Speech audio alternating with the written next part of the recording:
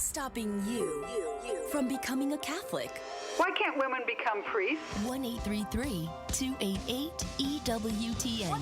I don't understand why I have to earn salvation. 1-833-288-3986. What's stopping? Why do I need to confess my sins to a priest? What's stopping you? This is Called to Communion with Dr. David Anders on the EWTN Global Catholic Radio Network. Hey everybody, welcome again to Called to Communion. This is the program for our non-Catholic brothers and sisters, those of you who have questions about the Catholic faith. Maybe you weren't sure who to ask those questions of. Well, you can usually ask those questions right here. However, not today. Today we're doing a special edition of our program. Not going to be taking calls, not going to be answering email questions or anything like that. We have a special show today for you, and I'm going to grab it right off this. Look at this.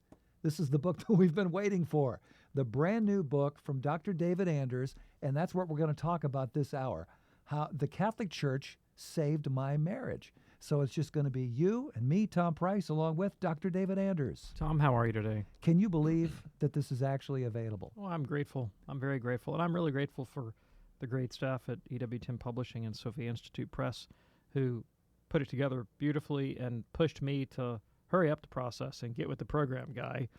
Also, hats off and special thanks to Father Brian Jarabek, who was the Censor Librorum for the Diocese of Birmingham, and yes, through him I got the imprimatur that we were all waiting for. And it's a better book because of his advice and counsel and many other people that had a hand in it, including, not least of which would be my wife, who not only was the reason that I wrote the text because she told me to, and the motive for doing it, but also was a tremendous editor and almost co-author who had veto power over every word I said, and she vetoed a lot. Well, you're not saying that. Let's talk about what this book is not. This is not an apologetics book. This is not a conversion story. We'll tackle that another time, perhaps in another book. This is not a marriage book like 7 Tips for a Better Marriage.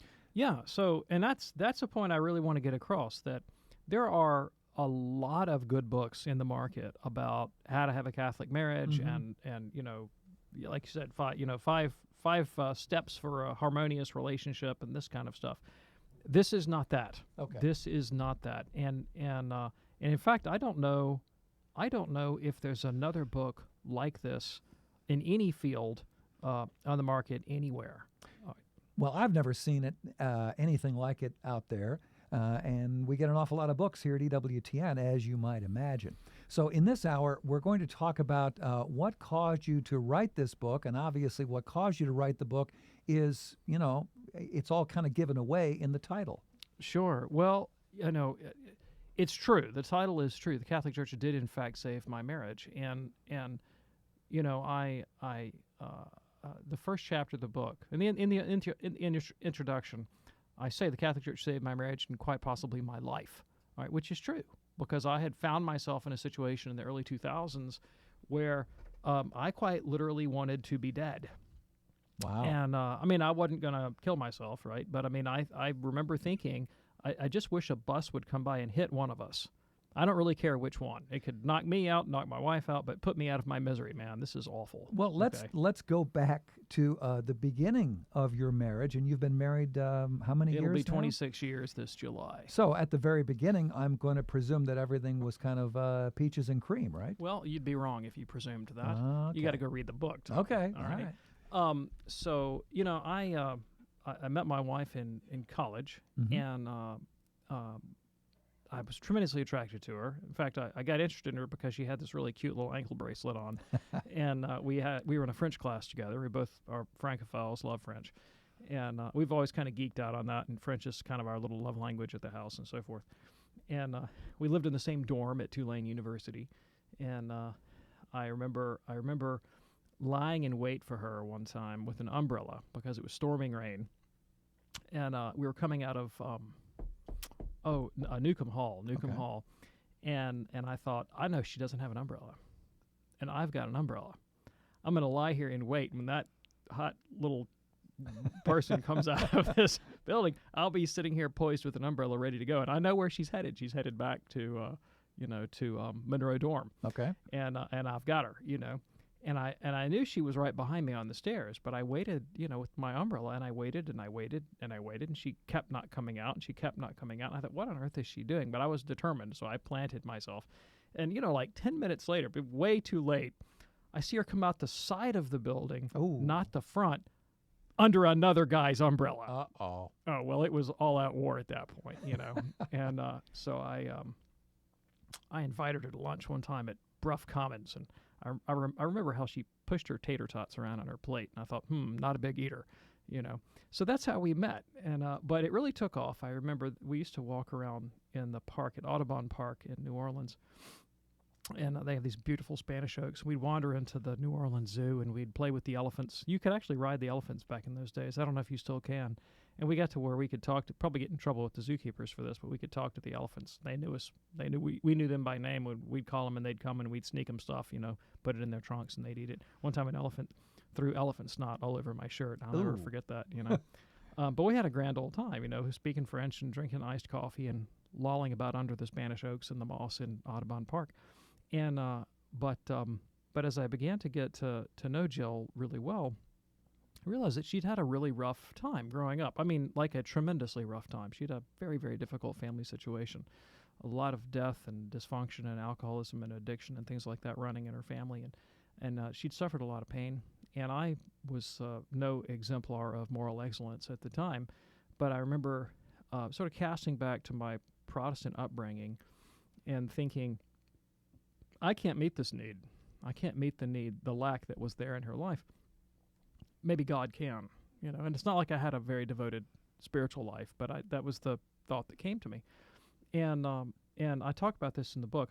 You know me, Tom, but people call up and ask about visions and apparitions and stuff all the time, and I'm like, nah, I'm not going there, all right? I'm not given to that kind of thing, all right? And I'm highly skeptical of it. But I had what felt like, we won't call it a mystical experience. Let's call it a quasi-mystical experience. Okay. This deep intuition where I saw our lives knit together in meaning through the gospel, but also through the mystery of suffering.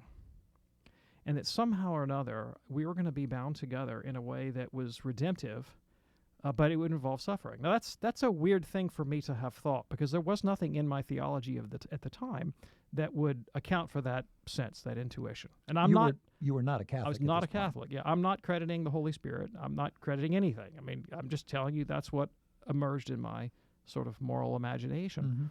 Mm-hmm. And I made a decision in that moment that up until that point had been fairly shallow. And I thought, the universe or God or someone is giving me an opportunity to step into the depths of human experience, of love, of pain, of loss, of redemption, through someone that I really like. I mean, I'm attracted to her, but I also realized that we're stepping into something that's profound here together. And I said, okay to the universe, okay to God, okay to the possibility of suffering. Oh boy, was I right. Oh boy, was I right, And then shortly thereafter, I had gotten Jill going with me to the Presbyterian church. And it was like, she'd never seen this stuff before. She'd never actually met people that believed in God and oriented their lives around their belief in God. And she had a deep longing for the transcendent, and it was very attractive to her. And so she kind of jumped in with both feet, and she learned about this thing called missionary work that Protestants do, and she said, that's what I want to do. And a missionary that we met said, well, you've got to go to Bible college or seminary or something. You got to get some training. You got to, work on this. You don't jump in tomorrow. It's a lifelong. She said, that's what I'm going to do. I'm gonna find a Christian school, go study theology and scripture, and dive in. And that's when sanity should have kicked in, and I'd have been like, okay, have fun, But I said, I'll come with you. And we weren't engaged even, but I was living a pretty dissatisfied life of hedonism in New Orleans, and I realized this is probably time for me to take life more seriously. And I said, okay, I'll come with you. It didn't turn out at all the way we expected. We ended up at Wheaton College in Illinois, a great evangelical Christian Protestant school, where I discovered that I was the one that loved theology. And hence I'm sitting in this chair today, right? And she didn't. All right, but at the end of all that, we ended up getting engaged, and thought that some form of Christian ministry was probably in our future. Didn't exactly know what that was going to look like, and it was still the honeymoon for a while, and we started having children. And I ended up going to seminary, Protestant seminary, and what I really fell in love with professionally was the idea of academic theology. And being Protestant, I thought I could do no better than study the history of my own tradition, the Protestant Reformation, especially John Calvin. And I ended up doing my doctoral dissertation on Calvin. And man, I jumped in with both feet. I mean, I just thought this was the greatest stuff in the world. And I got a pretty good scholarship to the University of Iowa, and had teaching duties and research duties. And I loved the life of academe. And I spent, 12, 14 hours a day in the library studying, reading my way through the history of the Christian tradition, oblivious to the fact that marriage is a vocation, and that my primary identity as a Christian husband ought to be towards my wife and my children, and that my professional interests in academic theology might be useful for that vocation, but that's like how I make a living. That's not my vocation in life. Okay, that's where I want to stop you as we're telling out the story of David Anders, and a phenomenal story it is. And you'll see it in this new book, The Catholic Church Saved My Marriage. It is new from EWTN Publishing, and it's available through EWTNRC.com. You can order it right there, EWTNRC.com. We're going to take a quick break. When we come back, we'll talk more about where you were. You were sort of at a beginning of a crossroads there, so that's where we'll pick it up. It's Called to Communion here on EWTN. This is Called to Communion with Dr. David Anders on the EWTN Global Catholic Radio Network. The Venerable Fulton John Sheen. If we wish to keep our rights and liberties, we must also keep our God. Piety and patriotism go together. That's the first glory of being an American. The leading Catholic voices are on EWTN Radio. Stay up to date on the latest EWTN TV and radio shows, books, art, CDs, and DVDs from Religious Catalog when you sign up for Wings, our weekly e-newsletter. Get Wings today at EWTN.com.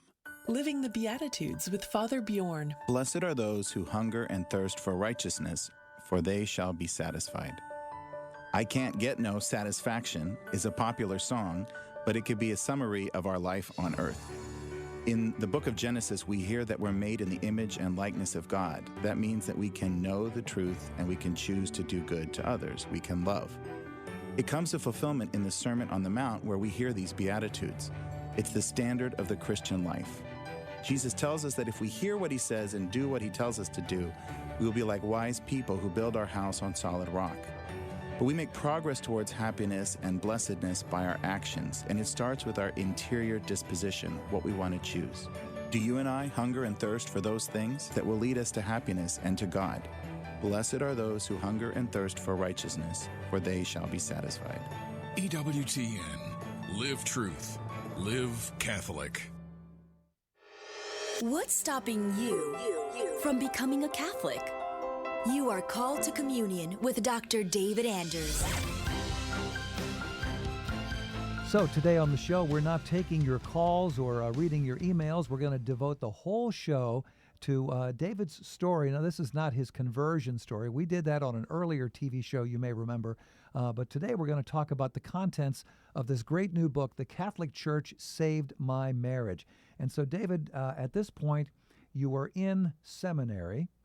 And actually moved beyond seminary. I was now in graduate school, very PhD good. studies at Very the University good. of Iowa. And it, from what you're saying here, it sounds like you're at a crossroads without realizing that you were at a crossroads. Well, I don't know that I was at a crossroads yet, but I was producing a crisis, all right, unknowingly. Okay. All right? Because I'm plugging away on my doctoral dissertation and my academic study, and I'm kind of oblivious to the emotional needs of my wife and family, and the moral demands of even what it's all about to be. Why is there this thing called marriage? Why do you have kids? What's the purpose? What purpose does it serve? And I grew up in a culture that valued marriage. My parents are my models; they're really my heroes, and I dedicate the book to them. All right, I think I've told you many times, my mother's mantra when I was growing up was jokingly, murder maybe, divorce never, you know. And my father is he's not a Bible quoting kind of guy, right? I only remember him quoting one Bible verse in my entire life, and it was Micah 2:16, God hates divorce. And I went to a family reunion a couple of years ago, recently, and it was the wedding of a cousin of mine, and all these, Andrew's relatives were around from all over the country. And I remember looking around and noticing and being kind of astonished to realize that there wasn't a single divorce. Wow. Like across any generation. I mean, parents, grandparents, cousins, uncles, aunts, nephews, nieces, everybody that was married had been married and was staying married and was happily married. And that was the culture I grew up in, a culture of stable, happy, strong Christian marriages valued above all else. And I really, really, really appreciate that background and the gift that my parents gave me. I've often said that of the many wonderful things my parents did for me, their commitment, just absolute rock-solid commitment to the indissolubility of marriage was the greatest gift they ever gave me. And I knew that they would stay married or die trying. Right. And I knew an old Pentecostal pastor one time who said he would only counsel, you would only do marriage therapy if you burned your parachute. Wow. That was his condition. Burn your parachute, then I'll talk to you. As long as you contemplate divorce as an option, I'm not going to deal with you because you don't really understand what it's about. And that was the level of commitment that was there. Deeply valued it. What was lacking, and this wasn't the fault of my folks or my church or anybody, I mean, maybe it was the fault of the tradition, all right? But it wasn't the intentional fault of anybody that I knew and loved, was a real lack of reflection on the meaning or purpose of Christian marriage as such, all right? And why? Well, it's because we are Presbyterians. We believe that we're saved by faith alone, all right? We believe that the guide to Christian life is the Bible alone, all right? And so we tended to think about questions of morality in terms of, well, if the Bible says it's wrong, you can't do it. If the Bible says you should do it, you ought to. And if the Bible is silent on it, it's permissible. All right? So essentially, I thought of morality as sort of a box. All right? And the parameters of that box was defined by what I understood to be the express words of Scripture. And inside that box, anything goes. Outside that box, nothing goes. Why? Because God says so. Okay? Okay. And that's a fairly anemic view of the moral life, and of marriage in particular. And it doesn't, there's really no coherent, rational understanding of the nature of virtue and its relationship to human happiness, or the why for a particular biblical injunction. And there's an awful lot of moral questions that are not specifically addressed in Scripture. And our attitude was, if the Bible doesn't talk about it, it's not morally relevant. But that's just false. Yeah. I mean, everything that we do is morally relevant, all right? And, obvious cases would be things like in vitro fertilization, contraception, issues that would affect, marital sexuality, are places that, Scripture may not speak explicitly. It may speak more explicitly than you think, but in our tradition, we didn't think it really spoke about it. And so there was just an awful lot of, black holes in my moral theology, my theology family life, and that stuff begins after a while to kind of, it shows up. It shows up in subtle ways in the nature that you relate to one another, the way you relate to each other. So that was the background I was coming from. And I thought about Christian vocation mostly in terms, kind of a professional way, like, you're a pastor or you're a missionary or you're a theology teacher, or you go out there in the world and you make a living, and somehow or another that's an expression of your Christian vocation. And that's really not a biblical idea. It's not a traditional idea. It's really not a very human idea, because the culture of professionalism is really, really modern. And in fact, it's associated with a good deal of family pathology. All right? So, and I talk about this in the book. There's a Canadian psychologist named, now his name's just went right out of my head. Uh-oh. It's Gordon. It'll come to me in a minute. You'll think of it. But the title of his book was Hold On to Your Kids. All right, hold on to your kids. And he makes the case that, after the war years and industrialization of the U.S. economy, professionalization of the U.S. economy, more and more people leave the farm, leave agriculture. They get up in the morning, they get in the car, and they drive off to work. All right, and and in previous generations, children were brought to maturity by their parents. But increasingly in the 20th century, you find that children are brought to maturity by their peers, because their father's sitting in some office someplace. Dad's the guy they see come home exhausted from work in the evening to pop open a beer, open the newspaper, and watch television. And he may have virtues. Mm-hmm. He may have virtues that he exercises at work. That's why he's successful. But they don't ever see him. There's a Catholic thinker and writer on family life named James Stinson, who picks up on this point and points out that the children of entrepreneurs in modern America tend to do better, in his judgment, largely because they are more involved in their parents' work life. Hey, you have to come work at the shop this weekend. Mm-hmm. So they tend to see their families living the virtues that are necessary for holding together a business or a life or a career, right?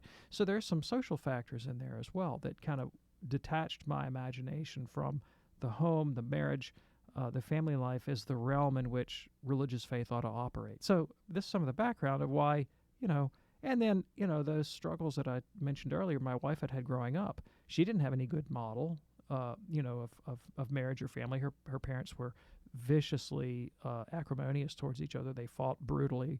They were alcoholics.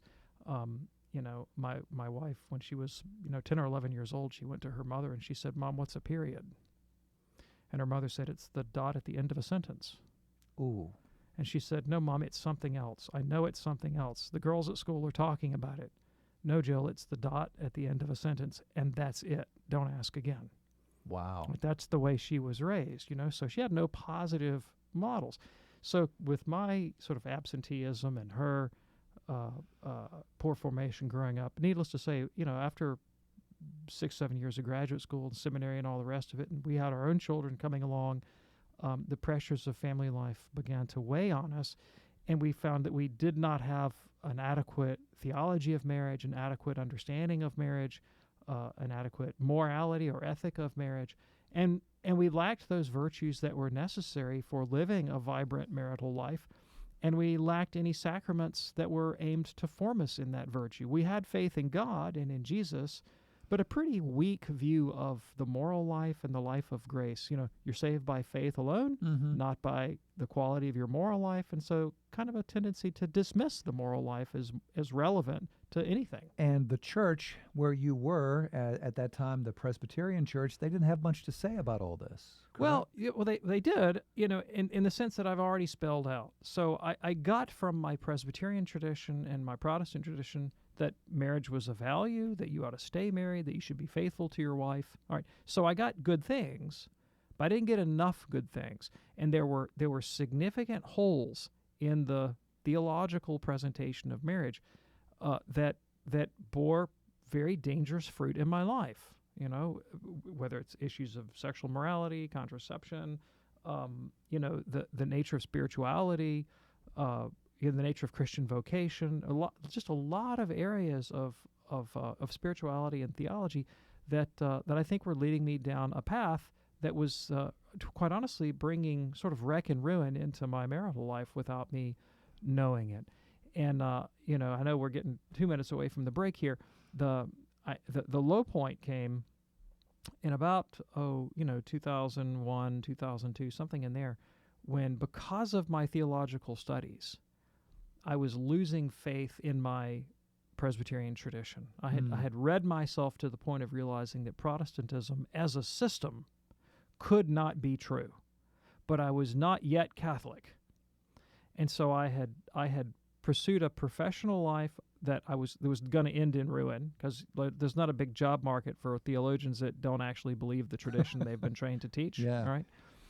My marriage was on the rocks. My professional future looked scary, and I was losing my faith. So I was really, really kind of in a bad way. And the first chapter of the book, after the introduction, is titled "I Hate You," because I'll never forget the day that we had moved to Birmingham. We were in Cahawa Heights at that time, and my wife looked at me with undisguised contempt and said, "I hate you." Wow. And I thought, well, I hate me too. That was the I want to get hit by a bus moment. And so how do you recover from that? And I think, maybe, I don't know, when you come back on the other side of the break, I'll talk about it. That's what we're going to talk about. The brand new book is The Catholic Church Saved My Marriage by Dr. David Anders. It is available from EWTN Publishing through the EWTN Religious Catalog, and that is EWTNRC.com, EWTNRC.com. By the way, that author you were looking for was Neufeld. Oh, yeah. Gordon, that's right. Gordon Neufeld. He's the one. Yeah. Okay, very good. So in a couple of minutes here, we'll talk about what happened. What happened? What got David from the end of that road, or being out there on the raft trying to figure out where to paddle? What all happened? So again, it's not a conversion story. It's not an apologetics book. It is a unique book. The Catholic Church Saved My Marriage. We're going to find out how that marriage was saved when we come back. This is Called to Communion here on EWTN. Do stay with us.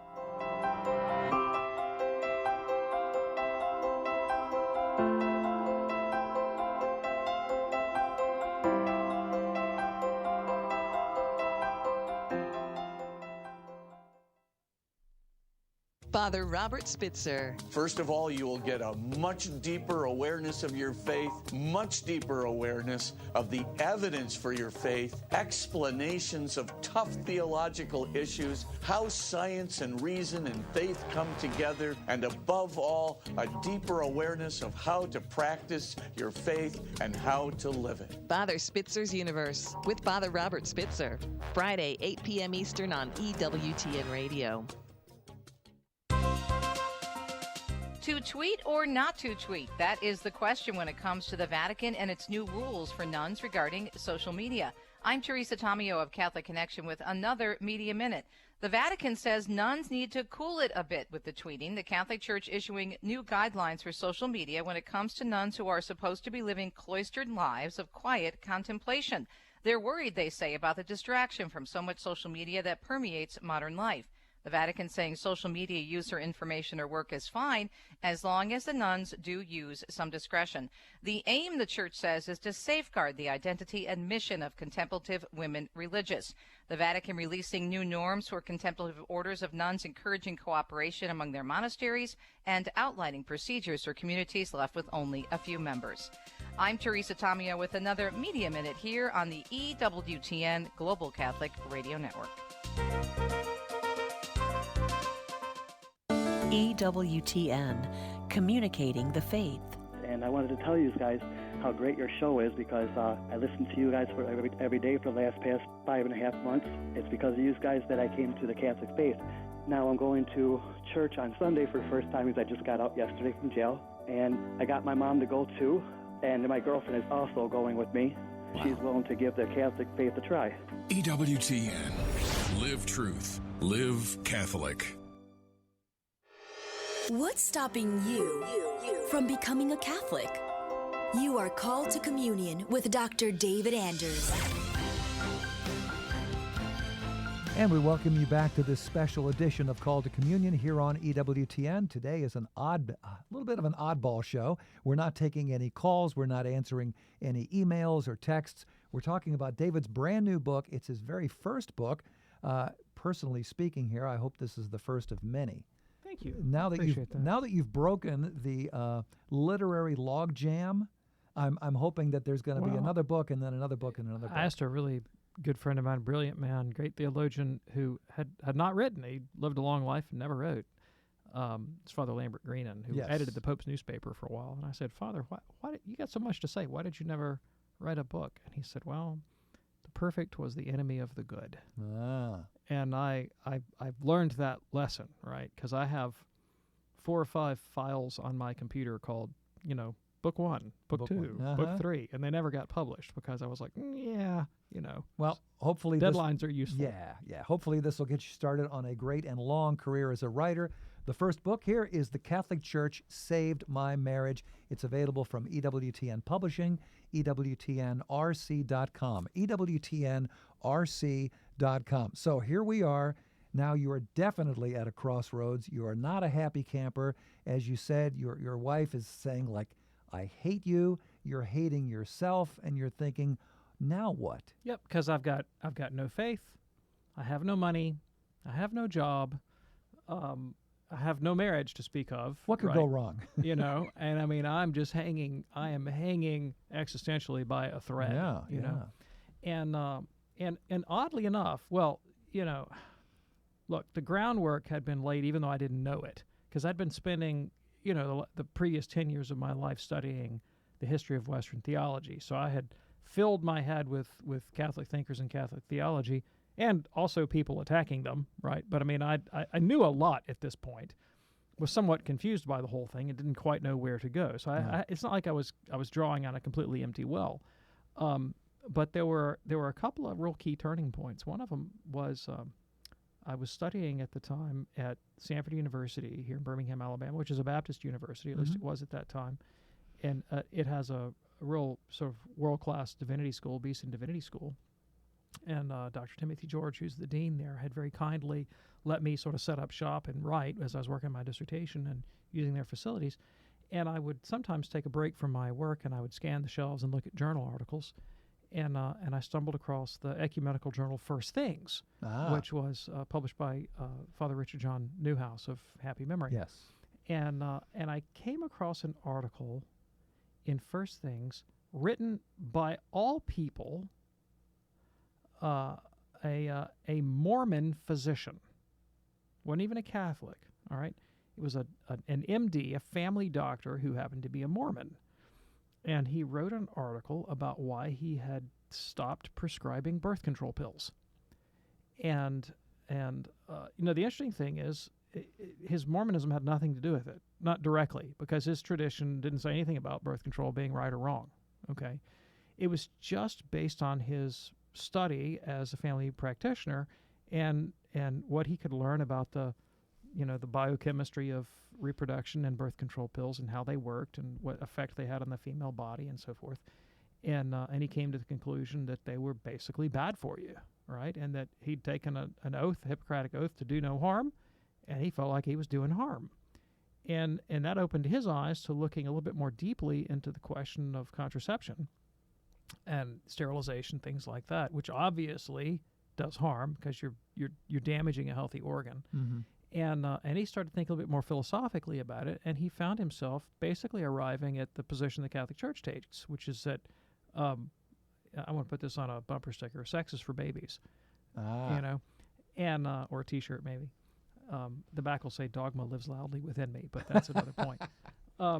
And so he was making basically a natural law argument for a Catholic moral position that his own church didn't take. And I think the fact of his not being a Catholic was interesting to me, because I knew that Catholics, those crazy Catholics, didn't believe in contraception. And I figured it's because the Pope wanted to grow the church through procreation or something, you know, crazy like that. But they couldn't have any principled reason to oppose contraception. And I read this article. I thought, well, there's a sort of a non-sectarian and rather principled argument for a moral position that I'd never contemplated before. And I started thinking about it. And I started reading a little bit more. And eventually that process led me into discovery of the Couple to Couple League, which is also an ecumenical non-sectarian organization. But if you walk in the door, you're going to find that 98% of the people there are Catholic, you know. And I approached my wife. I said, would you have any interest? No, absolutely not. Get away from me. All right. But you can go look at it if you want to. And I actually signed up for a class on natural family planning from the Couple to Couple League here in Birmingham. And so I sort of started thinking a little bit along Catholic lines on the questions of, you know, marriage and sexuality and family life and procreation and babies and so forth. And then I went to work at the time at a school. It was a Protestant school. No Catholic ever darkened the door of this place. And I was an administrator, and I invited a speaker to come in and do some faculty in-service. And the person is associated with a well-known educational apostolate, and if I use the name, a lot of people would know who it is. So I'm not going to use the name to protect this person's privacy. And but this individual stayed at my house. We sat up one night. We were talking about, you know, education and the faith and whatnot. And I still had, I had enough Presbyterianism left in me that I could hold the job in good conscience, right, for up to a certain point, okay. But it was fading fast. And I said to the guy, so where do you go to church? And he says, well, I go to such and such a denomination, but I'm thinking of becoming a Catholic. And it was like somebody had hit me between the eyes with a ton of bricks. Wow. I had never met a human being in my life who had actually become a Catholic. It was incomprehensible to me. And previously, if you'd ever said that, I would have thought you were crazy. You were just a lunatic to join that awful Catholic church. And this guy says, I'm thinking of becoming a Catholic. And I began to explore that with him a bit, and all of a sudden, I realized I'd never even thought about conversion to Catholicism as even an intellectual possibility. And I had a friend that used to say when he made a decision, he would try the idea on. He would try it on and see how it felt, you know. Okay. I said, let's try a mental exercise. Let's mentally try on becoming a Catholic and see what happens. And I imagined what would happen to me intellectually, morally, spiritually if I became a Catholic. And all of a sudden I realized, you know, that would actually solve a lot of my theological and philosophical problems. You know, it would a lot of the difficulties I'm having in my own faith life right now could be resolved that way. I'd never thought about that as a solution. And it just opened a door in the back of my mind to the intellectual possibility of becoming a Catholic.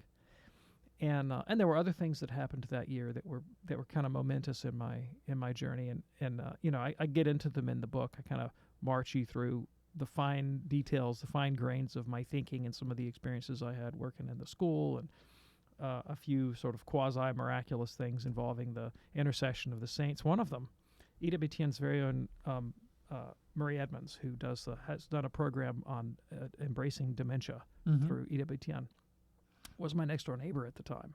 I had no idea who she was. I came to learn that she was Catholic, and lo and behold, find out years later that she was praying to Saint Therese of Lisieux that my wife and I would come to faith in the Catholic Church. Wow. And there's some really, really, you know, geek you out stuff about Saint Therese and answers to prayer that were specifically implicated Saint Therese that happened at that time. So learned a lot about the power of intercessory prayer. But I came out of that year or two, and I resisted grace. I resisted the invitation from God to become Catholic, and you know, the church says you can resist grace, and what happened was my life just spun out of control, and that's, you know, while I'd had that I hate you moment, after that realization that I could become Catholic and wouldn't, right? Then I really did lose it. I kind of went into nihilism, just an utter blackness, where everything lost its savor and life itself seemed to be devoid of meaning. And even though my wife had no interest in the Catholic Church, she looked at me and she knew something very, very bad was wrong with me. And she was encouraging me to do something to reawaken my spiritual energies, if you will. And again, I won't go into the pedantic details here, but I happened across the writings of St. Thomas Aquinas. Had you studied Aquinas before? You know, I had studied Aquinas as an academic. I had studied Aquinas to have some grasp about his place in intellectual history. Okay. Always with an eye to the Reformation. Everything I did was like, okay, how was this precursor to the Reformation? That was kind of the set of questions I asked was pretty narrowly constrained. I had never read Aquinas as someone who might actually give me spiritual insight. Okay. And I remember reading Aquinas, specifically his treatise on truth, De Veritate, and he laid out in front of me a way of thinking about the relationship of faith, reason, and the act of faith, like the actual human act of saying I believe, and how that relates to what we can rationally know and what we have to take on authority, and how to make sense philosophically of Christianity. And it was a way of approaching reality that was so helpful, brutally honest, limited in all the right ways, expansive in all the right ways, and utterly different from the tradition in which I had been raised. And Thomas opened for me intellectually, philosophically, the possibility of Christian faith in a key that I had never heard before. And at the end of 2002, I realized that the Catholic Church was not only an intellectual possibility, but it was a moral and spiritual imperative.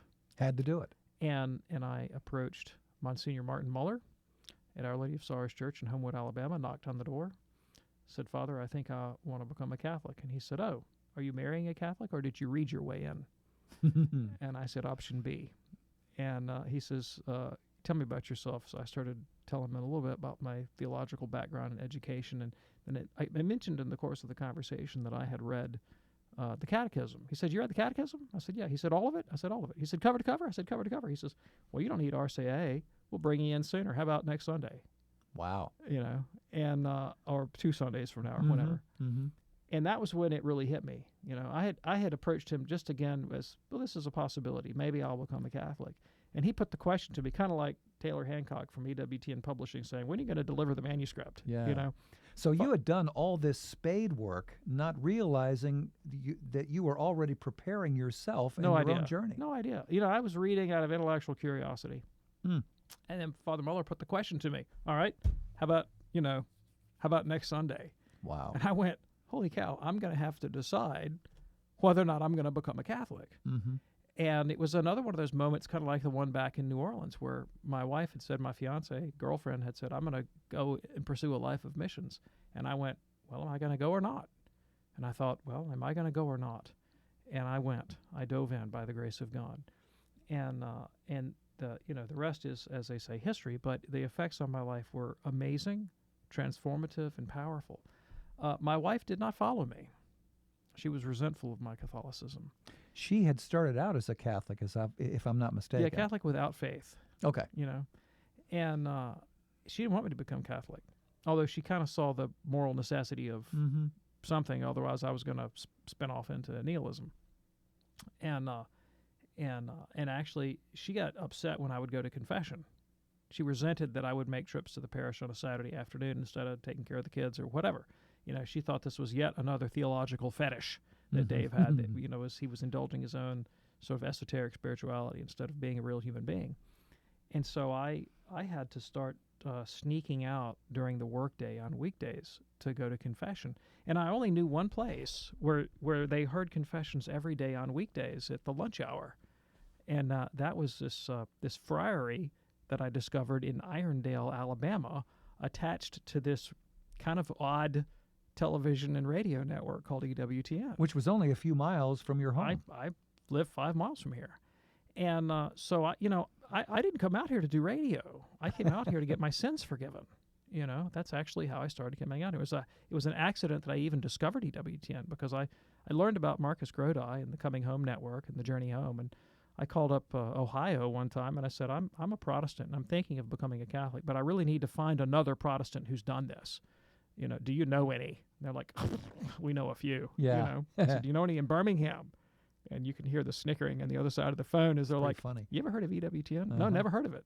Grew up 5 miles away, never heard of it. Amazing. That's how I got out to EWTN. So you're at this interesting position here because you're kind of in a honeymoon period with your own faith as you're discovering what Catholicism truly is. And yeah, but my marriage is still a wreck. Yes. My marriage is still a wreck. That's the irony. And my wife is not happy about me being Catholic. She doesn't agree with what I'm doing. You know, she said to me once, David, you read all this stuff in books, but it's not what Catholicism is like on the ground. You know, that's not what Catholics are really like. And in a sense, she was correct, you know.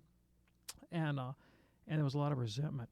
And so I start coming out here for confession, and I met the most wonderful man. I met Father Angelus Shaughnessy, OFM Capuchin, who used to be the Father Guardian here for the Friary at EWTN. And I've never met a human being in my life who had a greater gift in the confessional. He had this way of giving you his total attention, totally committed, no distraction at all.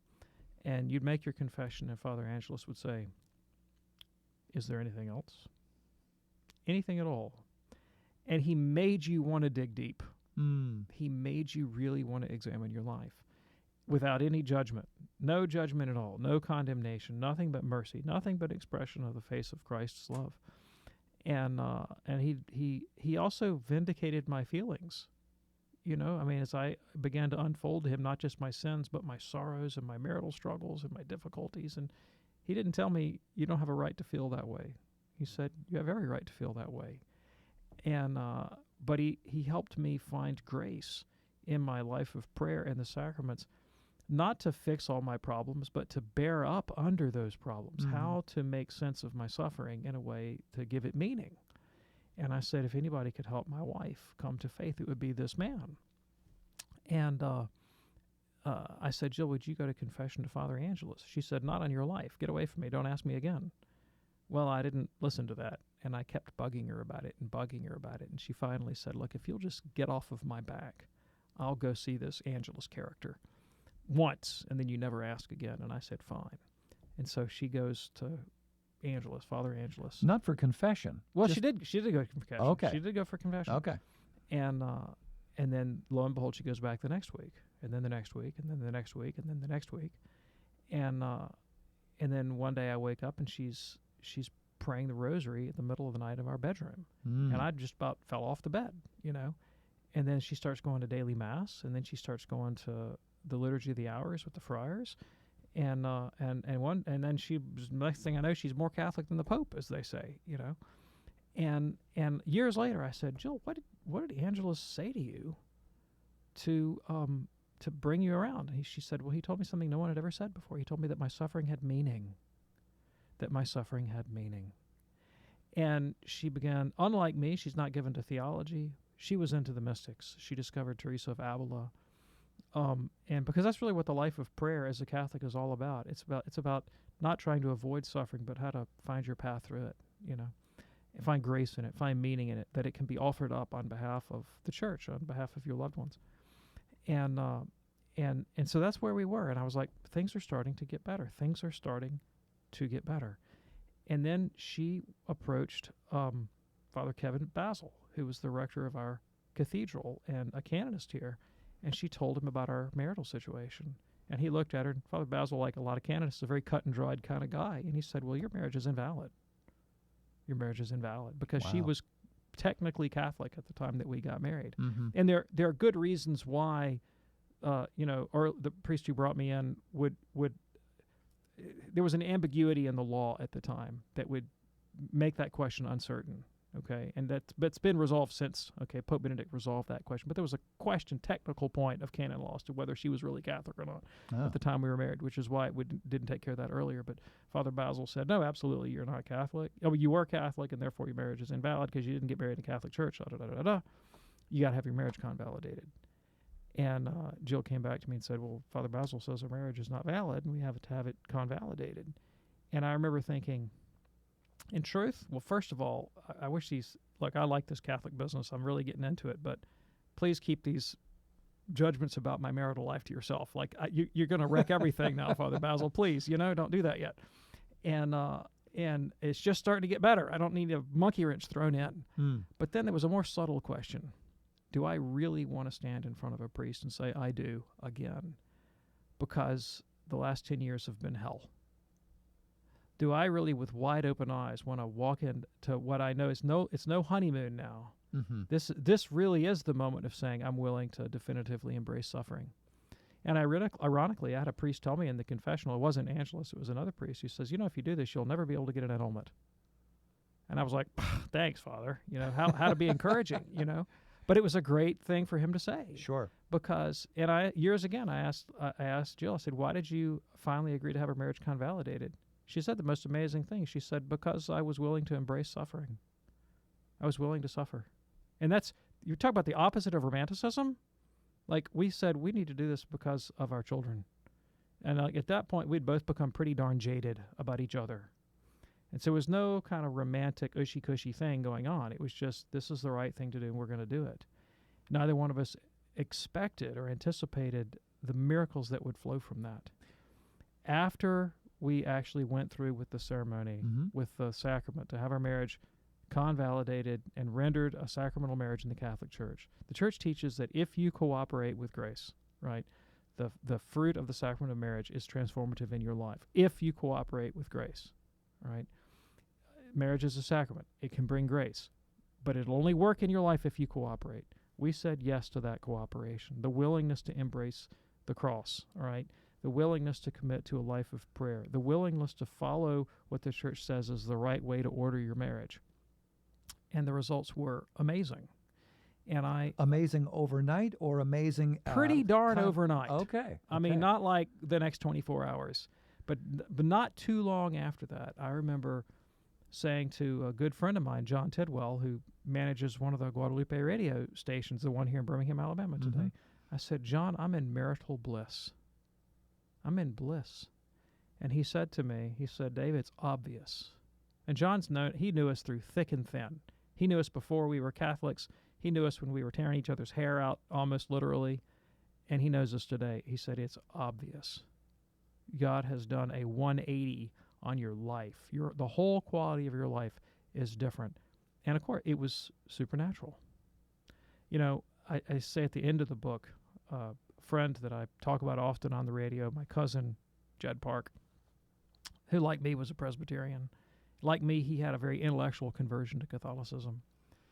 And I asked him years later, I said, Jed, what difference did becoming Catholic make to your life? He said, David, you wouldn't believe the difference it made to my marriage.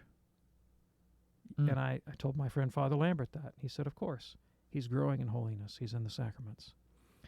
And the thing that was different about this book is I didn't want to write a book about marriage therapy, and I didn't want to write a book of straight-up apologetics.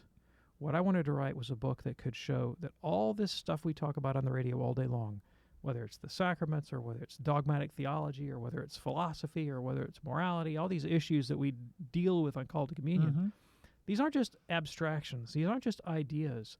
These things have real purchase in a human life. I know because they didn't just intellectually convince me of the Catholic faith, which they did, all right, but they changed my life in ways that I want people to know about and I want them to share. Being Catholic made me a different human being. It made me a better human being. And I went from wanting to die, literally wanting to be hit by a bus, to being able to say I would do it all over again in a second because I love my wife that much and I love my life with her in my sacramental marriage in the Catholic Church that much. And I'm not the only one.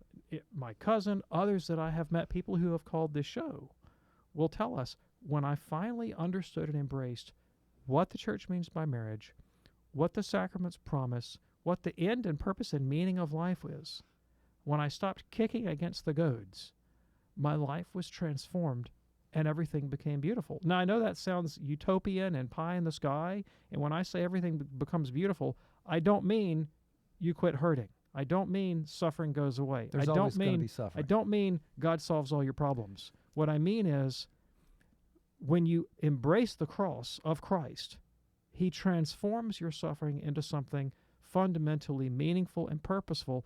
And better than a life devoid of suffering, you have a life transfused with transcendent meaning.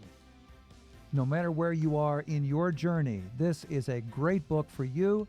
The Catholic Church Saved My Marriage. Dr. David Anders, I cannot thank you enough, first of all, for writing the book, and then for spending an hour with me and all of our audience to talk about it. Tom, thanks so much for the opportunity. And you know, I owe so much to this network, to you, to your wife, to your Catholic marriage, who I am fond of reflecting is probably 80% of the reason why I'm sitting in this chair, right? Adrienne is the one that said, you need to do something for Catholic radio. Yeah. So thanks for all those good Catholic marriages, the Price marriage, and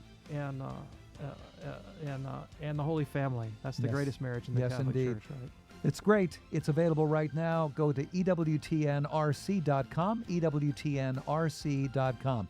I'm Tom Price along with Dr. David Anders. We'll see you next time.